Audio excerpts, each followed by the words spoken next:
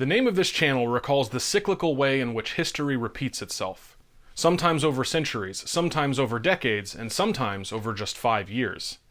In 1961, Keep 19 broke up over Goldsboro, North Carolina, killing 3 airmen and causing the loss of 2 Mark 39 hydrogen bombs. Keep 19 was flying a training route meant to emulate the Mediterranean leg of Operation Chrome Dome when the accident happened. Just 5 years later, nearly to the day, another B-52 took to the skies, this time flying the very same route Keep 19 was training for. Captain Windorf commanded yet another B-52G as it soared over Spain, preparing to initiate a mid-air refuel with a KC-135 Stratotanker. This B-52 carried yet more nuclear weapons, 4 Mark 28 variable-yield thermonuclear bombs, and just like Keep 19, each of these bombs would be lost. But despite the similarities, the fateful accident that would occur in early 1966 was not identical to its predecessor, and the consequences of this accident would reach far beyond the sleepy Spanish village of Palomares. On January 17, 1966, a B-52 would crash, not over the frozen north, not in the rural fields of North Carolina, but over the villages and farmland of another sovereign nation, outside of America's control. The ensuing media debacle and the widely publicized search would introduce the world to the horrible dread of broken arrows.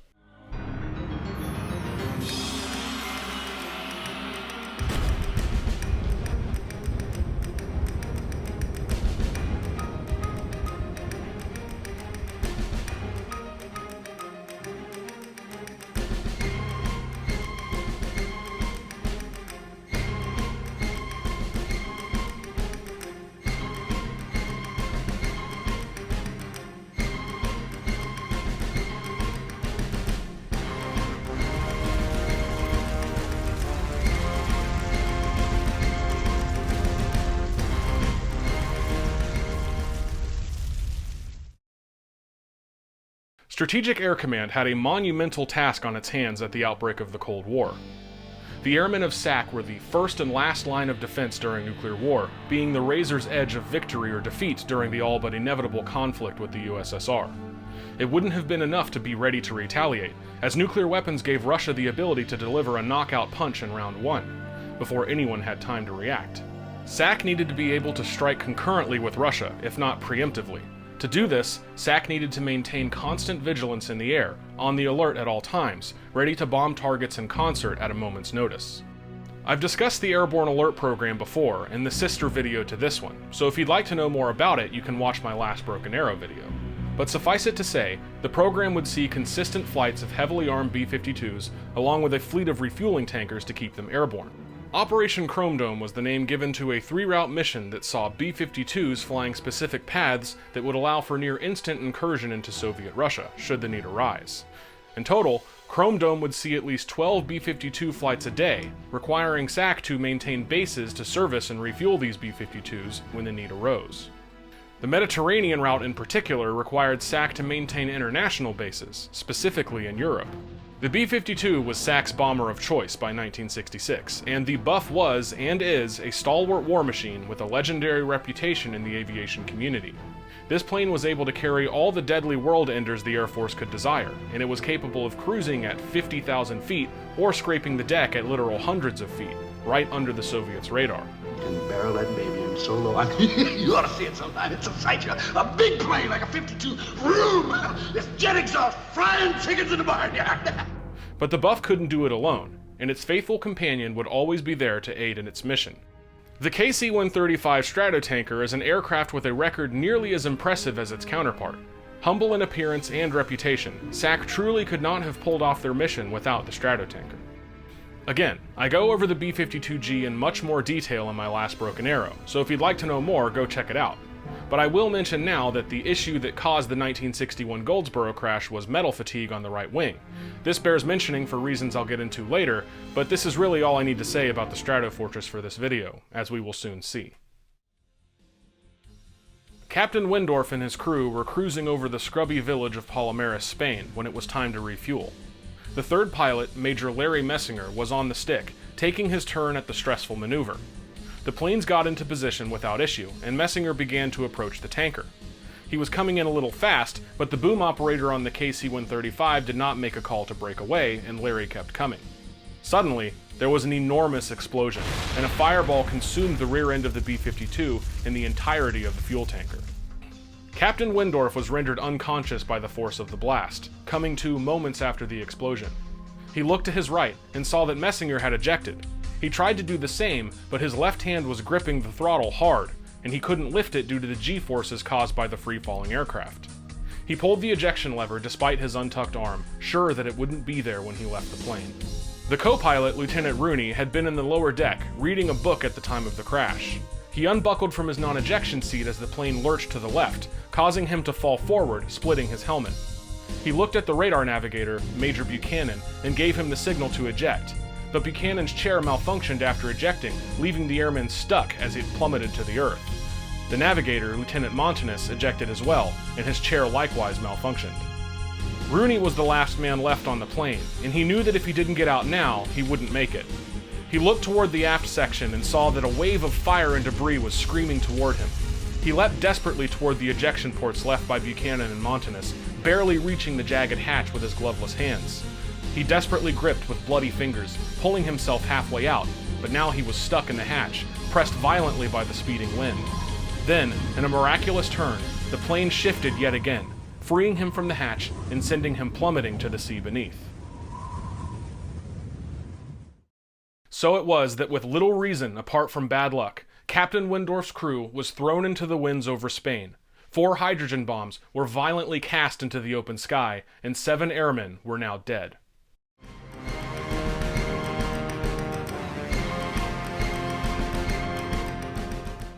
The residents of Palomares were startled from the drudgery of their idyllic coastal existence by a fiery explosion around 10 a.m. on January 17th. Blazing metal wreckage came screaming to the earth around the village, this tiny hamlet that wasn't even on most maps of the Spanish coast. Palomares was a remnant of a fast-ending era.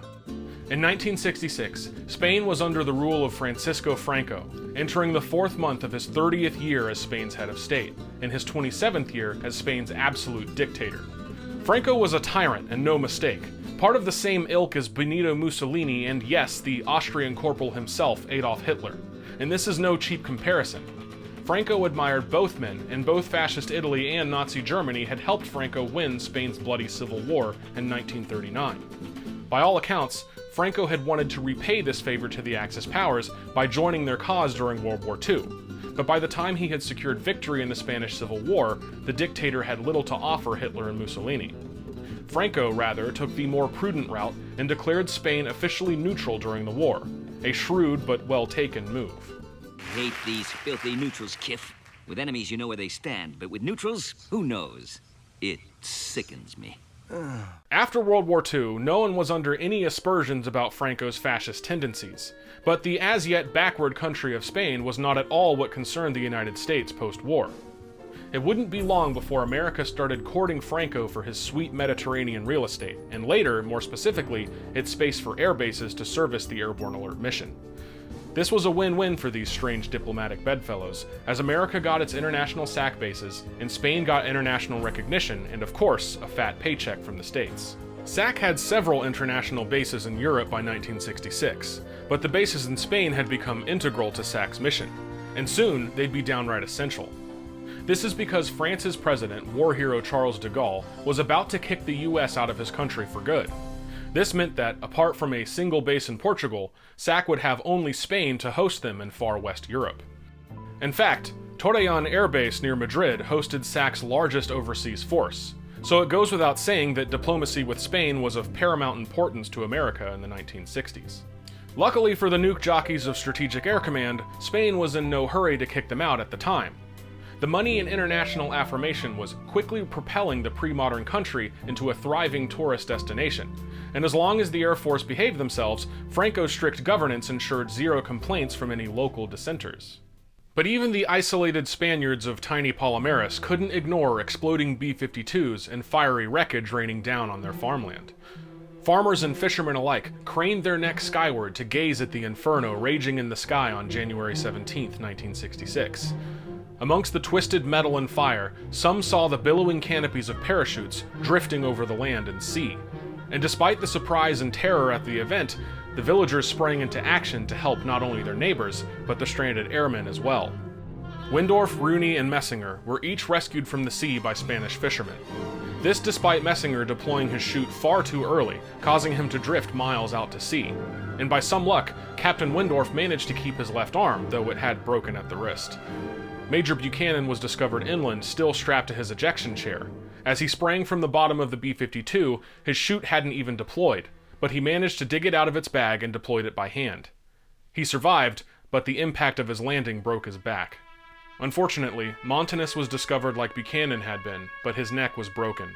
It is not known if he was killed at the point of ejection or from landing.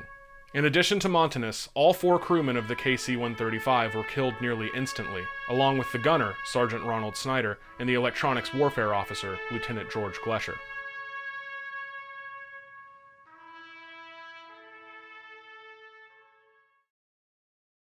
In spite of the tragic loss of American airmen, fortunately, not a single Spanish villager lost their life as a result of the crash. But unlike the Goldsboro crash, there was plenty of collateral damage. Fires burned fields and marred their farmland, but in addition to falling wreckage, something else was falling over Palomares, and before long, this quaint rural hamlet would be crawling with American airmen, all searching for lost bombs.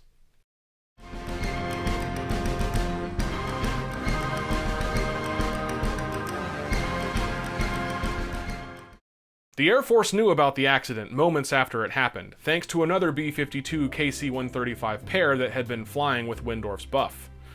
Marron Command Post alerted Torreon at about 10:27 a.m., roughly 5 minutes after the crash. Immediately, personnel were dispatched to Palomares to try and assess and contain the situation. Air Force lawyer Joe Ramirez would be one of the first Americans on the scene, and he nervously contemplated the potential disaster he might bear witness to when he arrived in Palomares. The whole village could have been up in flames for all he knew, and the villagers would likely not be happy to see him if that had been the case. But thankfully for the villagers, and Joe Ramirez for that matter, he found the village mostly intact, and its inhabitants welcoming and eager to help. The Spanish Civil Guard was already on the scene, and the villagers had begun collecting the remains of the deceased airmen in simple wooden caskets. And to Ramirez's delight, a Civil Guard reported seeing a torpedo in the hills around Palomares. It was bomb number 1. Unexploded and nearly intact. As Ramirez settled in for the night at the end of day 1, they had confirmed no loss of life amongst the locals, and General Wilson, the wing commander, had arrived to take control of the cleanup and salvage effort. Wilson's final duty for the day was to claim the bodies of the lost airmen, a somber opening note to what would prove a taxing symphony for the United States Air Force. It wouldn't be long before bombs 2 and 3 would be found, but unlike bomb 1, both of these weapons had indeed exploded. Of course, I mean their conventional components had detonated on impact. Unlike Goldsboro, there was never any doubt about the likelihood of accidental fusion detonation. But these explosions did scatter plutonium from the primary fissile pits, spreading dangerous alpha radiation over the fields and farms of Palomares. At the time, they did take the radiation threat somewhat seriously, cordoning off the blast areas and, much to the farmers' chagrin, destroying much of their crops. At the time, Palomares was hardly known for anything, but if there was one thing that they had, it was tomatoes. The tomato crop was a vital export for the village, and now, much of this year's crop had been dusted generously with alpha radiation. Yes, the Chad of the ionizing world was back, doing the one thing that made it incredibly dangerous, threatening to enter the digestion of living things. Alpha radiation is incredibly dangerous, but as it does not penetrate skin, it is only an issue if injected or ingested. As such, a good chunk of the Palomares tomato crop had to be chucked into the sea, or as it happened, into the mouths of American servicemen. Yes, by the time a veritable army of airmen had arrived, the mess halls were serving fresh Spanish tomatoes, thoroughly washed to ensure safe eating, of course. And on a nice note, the Air Force actually paid the farmers for the pilfered produce. Now, after only 2 days, the Air Force had found 3 bombs and rendered them safe. They began cleanup and salvage, and plans began for decontamination. It looked like the situation was well in hand, and what's more, they had done it without the press tattling on them. Yes, security was tight in the area, and even though the Air Force couldn't deny they had lost a bird, they were happy to cop the tried and true neither confirm nor deny line when it came to the missing nukes. But the stalwart reporters couldn't be satiated, and before long, they had found the one airman bumbling enough to spill the whole damn story.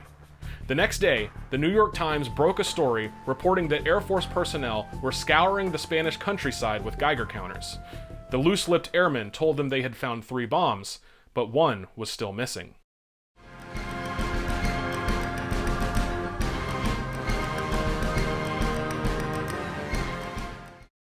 This would become the legacy of Palomares, bomb number 4, the one that got away. Every effort was being made to find this bomb, beginning by searching the areas around the crash site. Airmen worked a repetitive schedule day in and day out, scouring every inch of hundreds of acres around Palomares, looking not only for the bomb, but every scrap of wreckage they could find. Airmen walked shoulder abreast through rocky fields and pastures alike, flagging anything of interest in their way. But before long, they had found something that would bode quite poorly. A rather innocuous-looking piece of metal determined to be the parachute closing plate from Bomb 4. This meant that Bomb 4 almost certainly deployed its parachutes. And while the other bombs had as well, the lack of further evidence suggested that Bomb 4 likely drifted out to sea. In fact, Windorf and Rooney recalled seeing a ribbon parachute deploying as they drifted over the waves. It had become a certainty after a time that Bomb 4 was lost beneath the surface of the Mediterranean. Even before the land had been ruled out, the Navy had joined the search, deploying a massive fleet that would end up with 29 different ships and other craft. Admiral Guest was the man in charge of Navy Task Force 65, and I hope I can convey just how mighty of a task this man was given. Back in 1966, deep-sea exploration was in its bare infancy, and sonar technology, while available, was only enough to draw guesses. There were divers for the areas near the shore, but the search area fell to depths of as much as 2,800 feet, requiring an alternate solution. The solution came in the form of the submersible. 2 in particular did the lion's share of searching, the Illuminat and Alvin. These crafts were very, very new, with Alvin having just made its first dive to test depth during summer of 1965. Despite this, both of these vessels were top of the line for their day, but they had very limited fields of view, and what's worse, they were very difficult to accurately track. This meant that it was near impossible to be sure of where exactly they'd already searched. And believe it or not, that wasn't good. Really?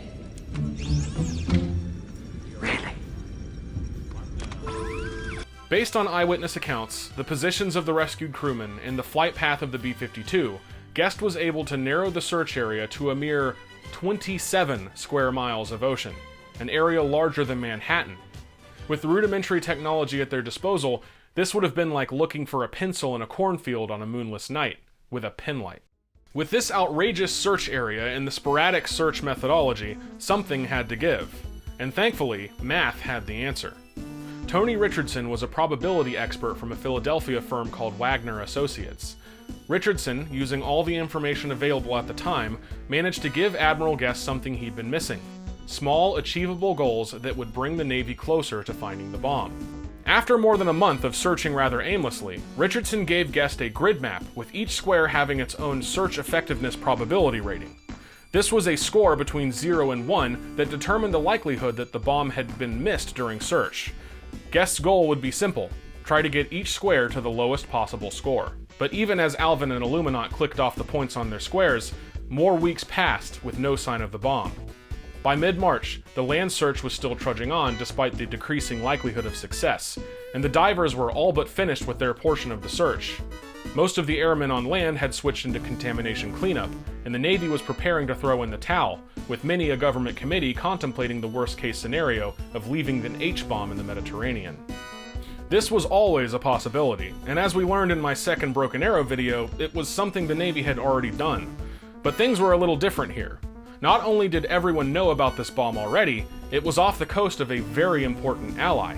In addition, and I swear this was an important point, the James Bond film Thunderball had just come out. In this classic piece of Cold War analogy, a supervillain arranges for a nuke-strapped fighter jet to crash into the sea, where quirky underwater vehicles are waiting to snatch up the bombs for nefarious purposes. The timing couldn't have been more perfect, and many a moviegoer was left with a certain level of nuclear fear in light of the coincidences. What's more, back in reality, the Soviets had indeed tuned in to the Americans' embarrassment, but really only for diplomatic purposes. There was always the possibility that they might try to snatch up a rogue bomb to learn American secrets, but the greater fear was that Russia might use the opportunity to detonate a bomb of their own under the American fleet, knowing that the world would blame the missing nuke for the accident. And when we are finished, the only sound they will hear is our laughter. Far-fetched? Maybe. But this was the Cold War, and Russia were the supervillains after all.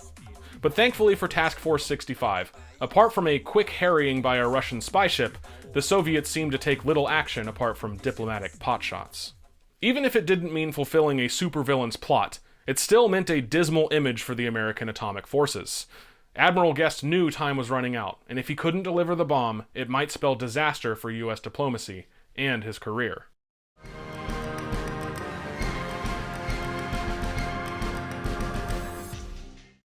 The day was March 15th. Admiral Guest had to submit a report by the end of the week that would say the same thing that the last report had: no bomb. The crew of the Alvin had been following a lead that morning, a curious-looking track in the ocean floor. So far, it had yielded no results, and Guest ordered them to move on. The search area had yielded a score of .02, so it was unlikely that the bomb could still be there. But the egghead scientists insisted that they have one more go at the site. Guest relented, and Alvin went down to a depth of 2,500 feet, about 6 miles off the coast of Palomares, ready to follow the strange track in the seabed. The Alvin followed the track backward down a steep slope, the crewman's eyes fixed on the front window. After hundreds of hours beneath the waves over the past weeks, they braced themselves for the sight they would behold: a massive parachute wrapped around what appeared to be a bomb. The crewmen were so excited that they forgot radio discipline, eschewing the chosen code word for the bomb in lieu of a joyous, "We have a fin of the bomb in sight." They had done it. At the last moment, and just before moving on from the site for good, Alvin had found bomb number 4. And now, all they had to do was fish it out from the sea bottom. Simple. Of course, it wouldn't be simple. They would need to pull the 2-ton monster from the top of a slippery slope using the mere rudimentary supplies they had on hand. The first plan was to use a makeshift device made by 2 crewmen, dubbed Poodle, after the designers' names. Poodle was a metal frame roughly the shape of a shuttlecock with transponders and pingers attached for tracking, and a bucket full of nylon rope with a grapnel attached to it, along with another rope with a hook on it. The plan was to drop Poodle over the bomb with an anchor, then use Alvin's arm to attach the lines. Poodle did manage to land near the bomb, but it tumbled over, causing its ropes to spill out and tangle. Alvin managed to attach a grapnel to the bomb chute, but its battery was running low, and they didn't have time to untangle the lines and attach a second hook. Despite the precarious grip they had on the bomb, they decided to go through with the retrieval, but without the watchful eye of Alvin to monitor the lift. The winch began to turn, and weight tugged on the line. The anchor was up. Then more strain. The bomb was leaving the seafloor. A few minutes later, disaster. The line went slack, and after an hour of reeling, it came up, sheared and bomb-free. Illuminat went down to check on the bomb, but it was gone. They had lost it again. Yes, the bomb was lost once again, and it took them over a week to find it. Thankfully just down the slope from where it had been before, and in much less of a precarious position. Now they needed a better plan. First, they considered attaching a beefy arm to Illuminat and having her lift the bomb, only Illuminat skipped the gym and couldn't lift the 2-ton bomb by herself. It was time to bring in a ringer. The Navy decided to throw a curveball at the situation. Yes, curve was the answer to Guest's sunken bomb problem. It was a remote-controlled construct designed to retrieve experimental torpedoes from the depths. Now, you're probably wondering, why the hell didn't they turn to Curve first thing? Well, they did, but Curve's umbilical cord was about 500 feet too short for the job, but after some refits, it was ready to go. Curve sunk below the waves on April 4th, and would you believe it, it snagged Bomb 4's parachute on its first go. But Guest wouldn't be fooled again, insisting on a second and even third line. Curve attached a second line, but when the time came to attach a third, the parachute was billowing like a jellyfish, making it very likely that the craft would be tangled in its lines. But Guest insisted further, and the crew maneuvered Curve into the fray, and just like they feared, a rogue line clogged up one of its thrusters, rendering it immobile and tangled. But despite this and Admiral Guest's protests, the team resolved to lift the bomb and Curve to the surface at last. Everyone held their breath, hoping the 2 lines would hold, and thankfully, they did. The bomb rose slowly to the surface, where waiting divers secured metal straps around it and cut Curve free. The bomb was hoisted gently to the deck of the USS Petrel and finally rendered safe by the EOD team. After more than 2 months, the Palomares saga was finally over.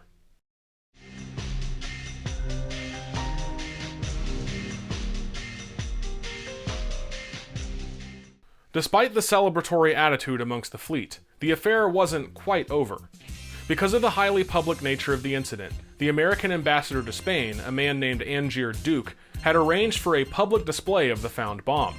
And so, despite the unending chagrin of the whole military, a slew of reporters got to gawk at the newly found bomb as it rested on the fan trails of the Petrel. This rather immodest display would be representative of the whole legacy of the Palomares incident. A bit of seriously dirty laundry that SAC had no way of controlling or hiding. It wasn't just the Russians who capitalized on the incident either, with the whole of Europe now questioning the ethics and safety of the airborne alert program. The Soviets said that the US was being overly aggressive and reckless, and many in Europe happened to agree. And despite the tight grip of Franco, there were even protests outside the American embassy in Madrid, though unsurprisingly they didn't last long. Franco and his government were not shy about citing the incident when it came time to renegotiate SAC's presence on their soil either. The forthcoming basing talks were no picnic for US diplomats, and Spain insisted that there would be no more flyovers for SAC.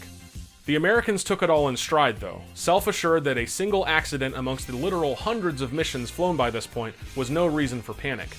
And the Chrome Dome flights would continue, but not for long, though that's another story.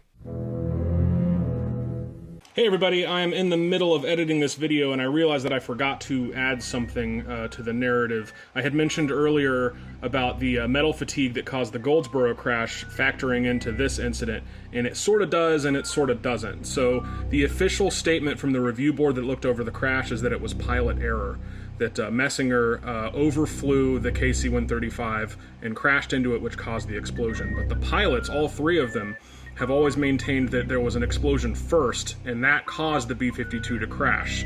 I think Messinger may have even said that the metal fatigue that I mentioned, the reason I mentioned it, is that I think Messinger is the one who said that that caused the tail fin on the B-52 to shear off, which caused the explosion, but that's never actually been officially proven. So the official narrative, I believe, is that it was pilot error, but interestingly enough, the primary source that I used, the author of that book, said that she tried to contact the last living member of that review board, but he refused to comment. So, yeah, make of that what you will. As for Palomares itself, it only cost the US Air Force about $550,000 to pay off the damages to the little village. This including paying for literal damages and the loss of crops and fishing time. In addition, the farms around Palomares had lost 4,180 barrelfuls of contaminated topsoil, sent to the States for cleaning. And in addition to that, about 150 tons of wreckage had been salvaged, some of which was dumped into the sea. All these years later, the village of Palomares is no worse for wear, having grown into a sprawling tourist destination complete with a nudist colony not 2 miles away from the former Air Force camp. Nice. Nice. But despite the idyllic look of the scene today, the specter of radiation still looms over, or rather under, the soil of Palomares. Terminando de meter la ropa, que me falta todo por meterlo, y para poder coger el camino para irnos ya, para Madrid, a lo de siempre, lo de todos los años, que nos llaman para poder hacer una analítica, nuestros exámenes, te hacen el... After all these years, the plutonium debris is still stirred up from time to time, and just like many a Broken Arrow before it, it could be a long while before we know the true consequences of the accident. And of course, the United States Air Force insists that rad levels are and have always been well within livable standards. Of course! Less doubtful were the cultural implications of the incident. Palomares had shown the world that the US was not in complete control of its nukes. The missing bombs thrust upon the world an existential dread that these horribly dangerous weapons were just like any other, unstable and prone to accident. They could be lost, they could be damaged, and maybe even stolen or, God forbid, accidentally detonated. For us looking back on it, there had already been lost nukes, so this incident likely doesn't appear all that special. But from a historical context, this was the first time the greater public had learned about the dangers of broken arrows. In the words of author Barbara Moran, the 32,193 warheads stashed around the US had begun to appear less like a security blanket and more like a loaded gun with the potential to misfire.